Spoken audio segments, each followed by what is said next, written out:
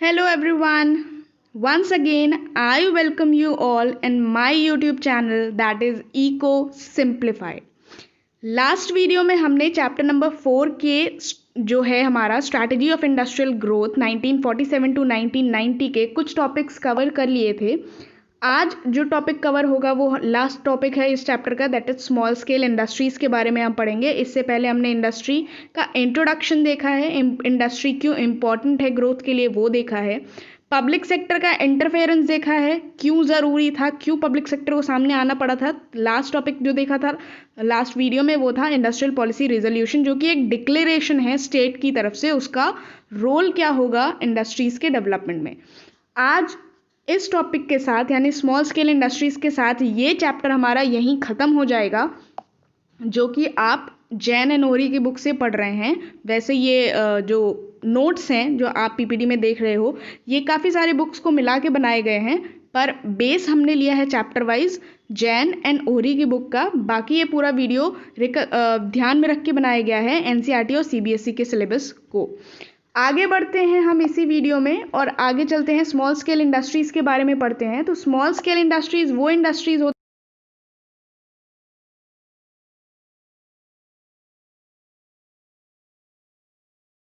1951 की बात करते हैं तो 1951 में ये जो 5 करोड़ का अमाउंट है ना, दिस वाज ओनली 5 लाख, यानी उस टाइम पे स्मॉल स्केल इंडस्ट्री में जो मैक्सिमम इन्वेस्टमेंट हो सकता था दैट वाज ऑफ 5 लाख, और अब ये एक्सीड होके कहाँ पहुँच गया है, 5 करोड़ पे पहुँच गया है। जो हमारी स्मॉल स्केल इंडस्ट्रीज़ होती हैं ना, वो लेबर इंटेंसिव इंडस्ट्रीज़ होती हैं। कैपिटल इंटेंसिव और लेबर इंटेंसिव दो चीज़ें होती हैं, एक होता है हमारा कैपिटल इंटेंसिव, दूसरा होता है क्या, लेबर इंटेंसिव। कैपिटल इंटेंसिव होने का मतलब क्या है कि हम कैपिटल यानी पैसे का ज़्यादा इस्तेमाल कर रहे हैं और लेबर का इस्तेमाल कम करेंगे, और लेबर इंटेंसिव होने का मतलब है लेबर फोर्स हम ज़्यादा यूज़ करेंगे और कैपिटल कम यूज़ करेंगे। ये दो टाइप की हमारी इंडस्ट्रीज़ होती हैं।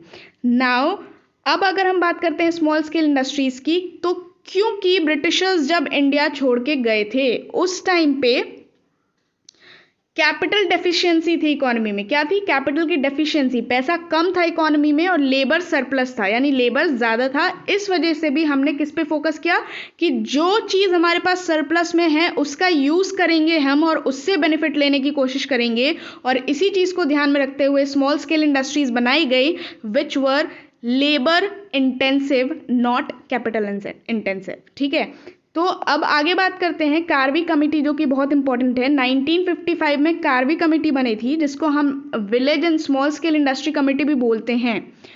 उन्होंने 1955 में कुछ सिग्निफिकेंस अंडरलाइन किए थे स्मॉल स्केल इंडस्ट्रीज़ के लिए, जिनको ब्रॉडली 3 पार्ट में डिवाइड किया है सिग्निफिकेंसेस को। इन्हीं सिग्निफिकेंस को हम आगे पढ़ेंगे 1 बाय 1, यानी 1955 में कार्वी कमेटी ने जो भी सिग्निफिकेंसेस दिए थे, 3 या कैरेक्टरिस्टिक्स दिए थे, हम उन्हें 1 बाय 1 पढ़ेंगे।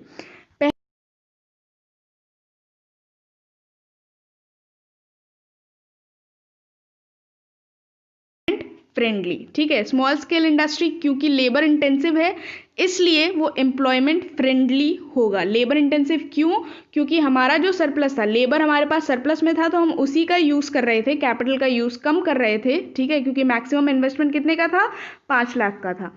ठीक है, तो एक कैपिटल का इन्वेस्टमेंट यूज़ कम हो रहा है, लेबर का यूज़ ज़्यादा हो रहा है, इसलिए हमने क्या कहा था कि ये ज़्यादा से ज़्यादा एम्प्लॉयमेंट फ्रेंडली होगा। एम्प्लॉयमेंट जनरेट करने में it will help us a lot. ठीक है, accordingly our planners rightly thought of achieving full employment by focusing on small scale industry. और जो हमारे प्लानर्स थे, पॉलिसी मेकर्स थे, उन्होंने क्या सोचा, उन्होंने सोचा कि स्मॉल स्केल इंडस्ट्री में लेबर इंटेंसिव टेक्निक का यूज़ करते हुए हम फुल एम्प्लॉयमेंट की तरफ पहुंच जाएंगे। ठीक है, यहाँ पे मैं एक चीज़ बहुत क्लियर करना चाहूँगी आपको कि जब कभी भी हम बात करते हैं फुल एम्प्लॉयमेंट की, ठीक है, जब कभी भी हम बात किसकी कर रहे हैं, फुल एम्प्लॉयमेंट की बात कर रहे हैं, इसका मतलब ये कतई मत समझिएगा कि हम ज़ीरो अनएम्प्लॉयमेंट की बात कर रहे हैं। ठीक है, full employment does not employee zero unemployment. हमारी इकोनॉमी में सर्टेन अमाउंट, कुछ अमाउंट ऑफ अनएम्प्लॉयमेंट हमेशा एग्जिस्ट करता है। हम उसको ज़ीरो अनएम्प्लॉयमेंट नहीं काउंट कर सकते फुल एम्प्लॉयमेंट को, ठीक है। तो यहाँ पे पहली चीज़ बात क्या हो गई कि लेबर इंटेंसिव होती है, इसलिए एम्प्लॉयमेंट फ्रेंडली होगी। दूसरी बात कार्वी कमेटी ने क्या कही थी कि स्मॉल स्केल इंडस्ट्री SSI यानी small scale industry shows location flexibility and is therefore equality oriented, referring to inter regional equality, ठीक है। अब इसका मतलब क्या है, large scale industries like Bhilai steel and Rourkela steel is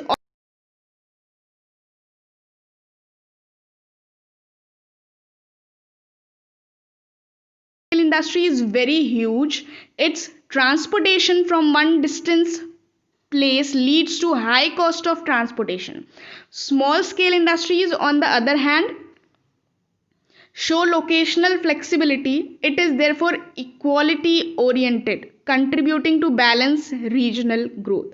जब हम बात करते हैं ना लार्ज स्केल इंडस्ट्रीज़ के डेवलपमेंट की, तो ये चीज़ ध्यान में रखी जाती है कि लार्ज स्केल जो भी इंडस्ट्रीज़ बन रही हैं वो नियर बाय किसके बनती हैं, रॉ मटेरियल के बनती हैं। क्यों? क्योंकि ये रॉ मटेरियल को एक जगह से दूसरी जगह ले जाने का कॉस्ट ट्रांसपोर्टेशन का जब इंक्रीज़ होता है, क्योंकि इन्हें बहुत ज़्यादा ज़रूरत पड़ती है रॉ मटेरियल्स की, तो कॉस्ट इनका इंक्रीज़ हो जाएगा बहुत ज़्यादा अगर ये रॉ मटेरियल से दूर लगाई जाती हैं। तो इसीलिए जब हम बात करते हैं स्मॉल स्केल इंडस्ट्रीज़ की ना, तो ये लोकेशन फ्रेंडली होती हैं। जिस रीजन में लगाई जाएंगी वहाँ के जो भी रॉ मटेरियल्स होंगे हम वही यूज़ करके कोशिश करेंगे कि वहाँ का ग्रोथ और डेवलपमेंट हो सके, ठीक है। यानी ये फ्लैक्सीबल होते हैं, रिजिड नहीं होते हैं लार्ज स्केल इंडस्ट्रीज़ की तरह।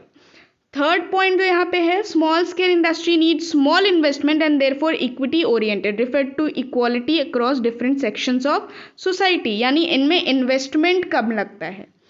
Small scale industry needs much smaller investment compare to large scale industries. Accordingly it does not lead to concentration of economic power, rather it promotes equality across different section of the society. Equity is further promoted because of greater employment per unit of investment in small scale industry compared to large scale industries. क्या है यहाँ पे इतनी सी बात जा रही है सिर्फ कि जब हम इसको कंपेयर करते हैं लार्ज स्केल इंडस्ट्रीज से ना, तो इसमें इन्वेस्टमेंट कम होता है, ठीक है। जब इन्वेस्टमेंट कम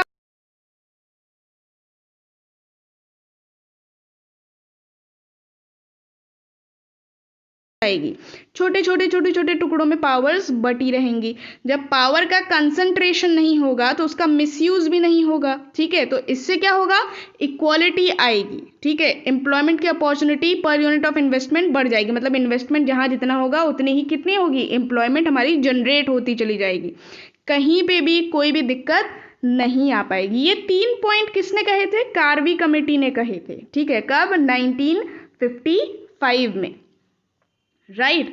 अब हम आगे बढ़ते हैं, आगे बढ़ के हम ये देखते हैं कि फीचर्स क्या रहे हैं स्मॉल स्केल इंडस्ट्रीज के। तो अगर हम फीचर्स की बात करें, silent features of strategies of industrial growth from 1950 to 1990, 1950 से लेकर 1990 तक क्या स्ट्रैटेजीज रही है, उनके क्या फीचर्स रहे हैं इंडस्ट्रियल ग्रोथ की। पहला पॉइंट यहाँ पे दे रहा है आपका, public enterprises plays important role in industrialisation.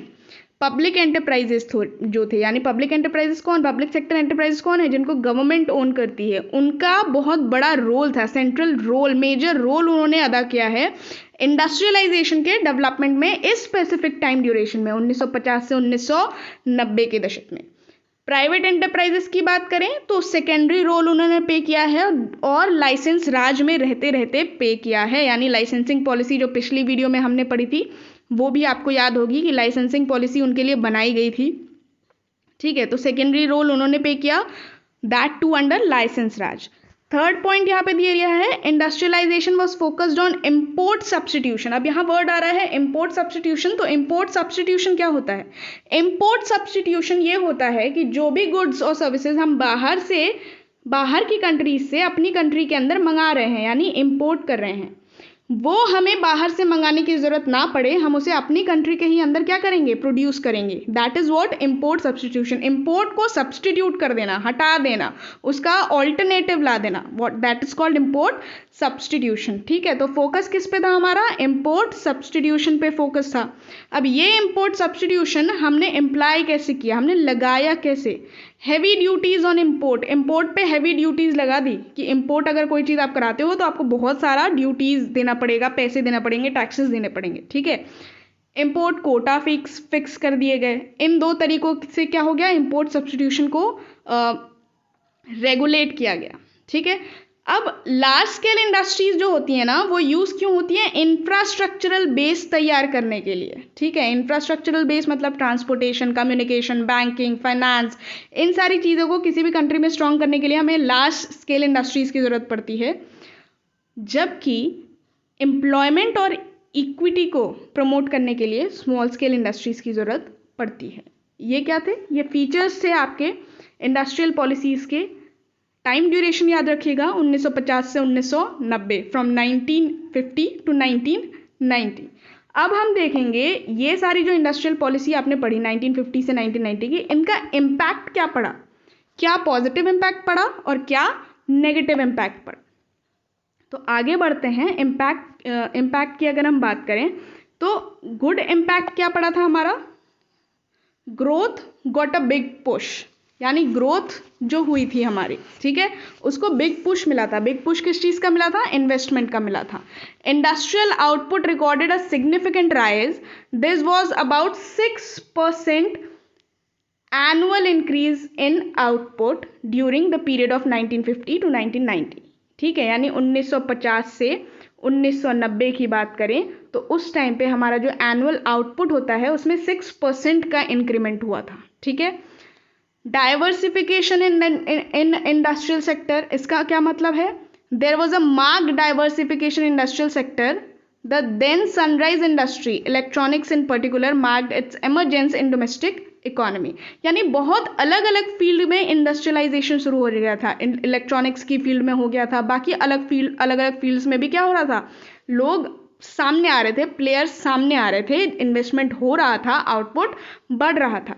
Growth of large scale industries, यानी लार्ज स्केल इंडस्ट्रीज भी हमारी बढ़ रही थी, जिसकी वजह से India growth of large scale industries like Bhilai का स्टील प्लांट हो गया, राउरकेला का स्टील प्लांट हो गया, projected an infrastructural shift in the Indian economy. और इन सारे स्टील प्लांट्स की वजह से, चाहे वो भिलाई का हो या राउरकेला का हो, इनकी वजह से क्या हो रहा था, इंफ्रास्ट्रक्चर में शिफ्ट हो रहा था इंडियन इकोनॉमी के। The Indian economy showed its ability to absorb the impact of large scale industrialisation. यानी हमने ये देखा था उस टाइम पे कि लार्ज स्केल पे भी अगर इंडस्ट्रियलाइजेशन होता है इंडिया में, तो इंडिया के पास इतनी कैपेसिटी है कि वो उसके इम्पैक्ट्स को अब्जॉर्ब कर सके, अडॉप्ट कर सके, डायनामिक नेचर है। ठीक है, growth of small scale industry indicated growth with social justice. और यहीं पे स्मॉल स्केल इंडस्ट्रीज की बात करें तो उसमें क्या देखा गया था, ग्रोथ हो रही है विथ सोशल जस्टिस। ये मेन ऑब्जेक्टिव है किसका, स्मॉल स्केल इंडस्ट्रीज का।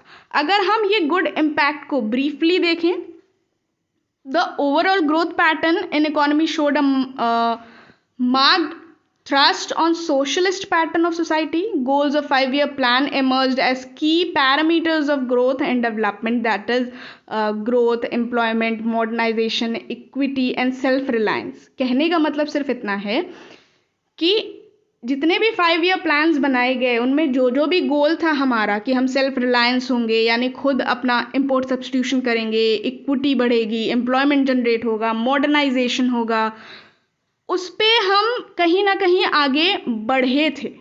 ठीक है, मतलब गुड इम्पैक्ट तो हुआ था, पर जहाँ गुड इम्पैक्ट है वहाँ बैड इम्पैक्ट भी होगा। तो बैड इम्पैक्ट क्या हुआ था भाई, क्योंकि पब्लिक सेक्टर का इंटरफेरेंस बहुत ज़्यादा था तो पब्लिक सेक्टर में प्रॉब्लम्स आने लगी थी। इनएफिशिएंसी, करप्शन, लीकेज, ये सारी चीज़ें बहुत ज़्यादा होने लगी थी, जिस वजह से पीएसयूज यानी पब्लिक सेक्टर यूनिट्स को डेड सोशल वेट कहा जाने लगा था। ठीक है, कि मतलब लोग पैसे के पीछे भाग रहे थे, अब लोग ग्रोथ के पीछे नहीं भाग रहे थे, लोग करप्शन के पीछे भाग रहे थे, लीकेज के पीछे भाग रहे थे, बहुत सारी चीज़ें हो रही थी जिनको रोका जाना बहुत ज़रूरी था। और आज के डेट में भी पब्लिक सेक्टर इंटरप्राइजेज में हम परेशान रहते हैं करप्शन से, ठीक है, जो हायरार्की बनी हुई है उससे, तो वो आज भी चली आ रही है। Fail to achieve international standard of product quality, ठीक है। अब हमने इम्पोर्ट सब्स्टिट्यूशन तो कर दिया, ठीक है, कि हम बाहर से गुड्स और सर्विसेज लेके नहीं आएंगे, हम अपनी कंट्री में बनाएंगे। इससे डोमेस्टिक जो हमारी इंडस्ट्रीज हैं उनको प्रोटेक्शन मिल गया। प्रोटेक्शन मिलने के साथ साथ उनका कंपटीशन खत्म हो गया इंटरनेशनल मार्केट में। जब इंटरनेशनल मार्केट में कंपटीशन खत्म हो जाएगा, ठीक है, जब हमारे पास कंपटीटर ही नहीं रहेगा, ठीक है, तो हमारी प्रोडक्ट क्वालिटी धीरे धीरे क्या होगी, डिक्लाइन होती जाएगी, मोनोपोली आती जाएगी। मोनोपोली क्या होती है, स्ट्रक्चर ऑफ मार्केट होता है जिसमें वन प्लेयर होता है सिर्फ, ठीक है, 1 और 2 प्लेयर होंगे, ठीक है, मोनोपोली होगी उनके पास कि उनके अलावा कोई और मार्केट में प्लेयर है ही नहीं। तो जब ये सारी चीज़ें हो जाएंगी, उनको ऑलरेडी प्रोटेक्शन मिल चुका है, कोई भी कंपटीटर नहीं है, फॉरेन से कोई क्वालिटी हमें अप्रूव नहीं करानी है, किसी भी तरीका का ग्रोथ, कंपटीशन से ही क्या होती है, ग्रोथ होती है, डाइवर्सिफिकेशन होता है, डायनामिज्म आता है, हम चेंजेस को एक्सेप्ट कर पाते हैं। पर अगर ये चीज़ है ही नहीं तो प्रोडक्ट क्वालिटी, स्टैंडर्ड सब क्या हो जाएगा, धीरे धीरे खत्म हो जाएगा। अब इम्पोर्ट सब्स्टिट्यूशन पे क्योंकि हमने बहुत ज़्यादा ध्यान दिया था, तो इस इम्पोर्ट सब्स्टिट्यूशन की वजह से फॉरेन एक्सचेंज का जो हमारा रिजर्व था वो श्रिंक होने लगा था। फॉरेन एक्सचेंज के रिजर्व के श्रिंक होने का क्या मतलब है, saving foreign exchange through import substitution rather than generating it through export promotion proved to be an inefficient policy instrument। यानी ये जो था import substitution ये सही था, पर इसका impact कहीं ना कहीं क्या पड़ा, गलत impact पड़ा था। अब जो हम फॉरेन एक्सचेंज करते हैं, जो भी हमारा रिजर्व बचता है, उसको लास्टली हम यूज़ किस लिए करते हैं, डिफेंस के गुड्स और सर्विसेज खरीदने के लिए गोल्ड रिजर्व बनता है, ठीक है। तो इससे क्या होता है, we had to pledge our gold reserve with the World Bank to salvage our borrowings, ठीक है, यानी हमें बहुत सारी दिक्कतों का सामना करना पड़ा था।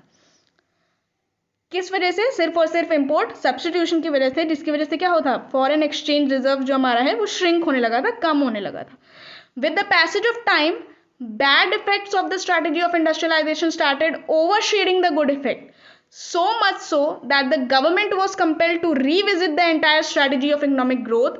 This led to the emergence of new economic policy, the subject matter of next chapter, ठीक है। यानी यहाँ क्या हुआ था कि बैड इम्पैक्ट, अभी हमने इतने सारे गुड इम्पैक्ट पढ़े, अब यहाँ पढ़ रहे हैं बैड इम्पैक्ट। जैसे जैसे टाइम बीत रहा था ना, ये बैड इम्पैक्ट हावी होता जा रहा था गुड इम्पैक्ट पे, जिसकी वजह से क्या हुआ था, जिसकी वजह से हुआ ये था कि जो हमारे पॉलिसी मेकर्स थे, जो हमारे पॉलिटिशियंस थे, उनको दोबारा से अपनी प्लान्स और पॉलिसीज को रिविजिट करना पड़ा था, देखना पड़ा था कि कहाँ कमी आ रही है। और यही सब देखने के बाद देखिए हम कहाँ से पढ़ रहे हैं, 1950 से 1990 पढ़ रहे हैं, ठीक है। तो 1990 तक क्या हो गया कि बैड इम्पैक्ट ज़्यादा बढ़ने लगा, करप्शन ज़्यादा होने लगा, फॉरेन एक्सचेंज का रिजर्व नहीं रह गया, हमें वर्ल्ड बैंक के साथ अपने जो भी गोल्ड रिजर्व थे वो उधार पे रखने पड़े, किस लिए, अपनी बोरोइंग्स को चुकाने के लिए, ठीक है, बोरोइंग्स लेने के लिए, ठीक है, मतलब पैसे उधार पे लेने के लिए, ताकि हमारा जो भी कर्जा है हम उसे चुका सकें।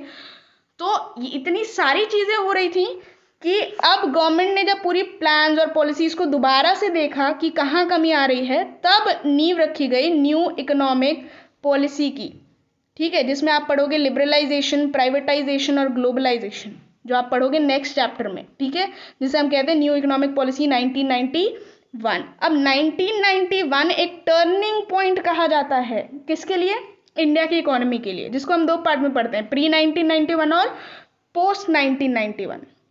1991 को क्या कहते हैं, ईयर ऑफ ग्रेट डिवाइड। तो ये सारी चीज़ें आप नेक्स्ट चैप्टर में पढ़ोगे। अभी के लिए स्मॉल स्केल इंडस्ट्रीज में बस इतना ही। Stay tuned with eco simplified. Do like, share, subscribe and comment. ज़्यादा से ज़्यादा लोगों के साथ ये वीडियो शेयर कीजिए।